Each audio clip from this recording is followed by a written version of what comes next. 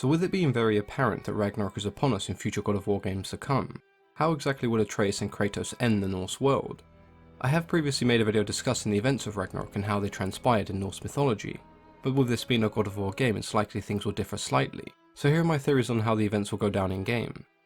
So we know that the first sign of Ragnarok is the death of the god Balder, which is something that does happen by the end of the game, and much like in Norse mythology, Loki doesn't directly kill Balder, but instead orchestrates the entire process, and can definitely be held responsible, creating a spear or an arrow made from mistletoe and convincing the blind god Hoder to throw the spear. This is fairly similar to what we see with Atreus, who may not have killed Balder, but he was responsible for returning him to a state where he could be killed by his father Kratos. The second sign of the coming of Ragnarok will be a long cold winter that will last 3 years, known as Fimbulwinter, and where the world will be plagued by war, and where brothers will kill brothers. Now this winter already appears to be on its way as Balder dies, and in his death scene, in some very deliberate foreshadowing, we see a pair of snowflakes land on the cheek of Balder, with the last thing he says before he dies being the word snow, showing us that winter is indeed coming. This is then later somewhat confirmed during a conversation between Brock and Sindri when they are discussing the end times, and Brock mentions that he feels Fimbulwinter has come. Mimir then explains to Kratos and Atreus that Fimbul's winter was not prophesied to happen for another 100 more years, but because of their actions it has indeed come early. The second part, referring to brothers killing brothers, is something that I'm sure we'll also see, with perhaps a few of the Aesir and Vanir gods siding against Odin, with Kratos and Atreus.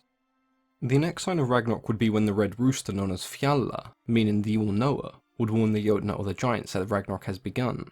At the same time, the unnamed rooster that resides in Hell would also warn the dead of the war, and the red rooster known as Gullinkambi would also warn the gods of Asgard.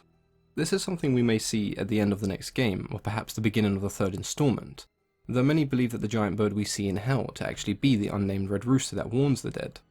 The god Heimdall will then sound his mighty horn, alerting all of the fallen of Valhalla, bringing them back to life for one final battle. Now this is definitely an interesting point of discussion. If we make the assumption that more gods and goddesses will die at the hands of Atreus and Kratos, then Heimdall's horn may bring back Balder, Magni, Modi and any other god that has been previously slain for one final epic battle.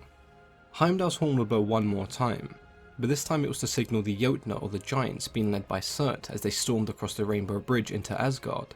I do think at this point the game will once again differ from traditional Norse mythology, with it only making sense that it's either Kratos or Atreus leading the giants into Asgard, but I still think the fire giant Surt, or at least his flaming sword, will still have some kind of role to play. Throughout the game we're led to believe that most, if not all of the giants have indeed been slain by Odin and Thor, but I think it will become very apparent in the next game that many of them have actually gone into hiding, and there's a good chance a portion of the next game will be spent reuniting them. Once I discover that Atreus is a son of Laufey, I can see the giants uniting under the belief that Kratos and Atreus will aid them in ending Odin's reign. It's said that when the two wolves, Skoll and Hoti, the bringers of night and day, who eternally chase the sun and moon, will finally devour their prey, they will send the world into darkness and mark the very beginning of Ragnarok. During one of his stories, Mimir does mention that Odin captured the two wolves when they were very young, and cast them into the sky. Knowing that they would mark the beginning of Ragnarok, Odin thought by controlling them, he could control when Ragnarok begins. But as we've already seen, Odin's plans have been somewhat disrupted, and I wouldn't be surprised to see Atreus and Kratos setting the two wolves free as a precursor to the final game.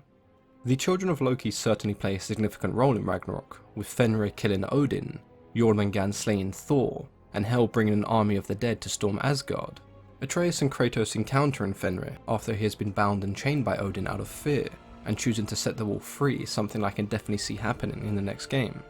The three children we've just mentioned, along with the eight-legged horse known as Sleipnir, were all regarded as the children of Loki. Now whether that will be the case in game, or whether they'll be given a different backstory and explanation completely, is something that we can only really theorise about at this point, but I am fairly certain that they will feature in the game sometime before or during Ragnarok.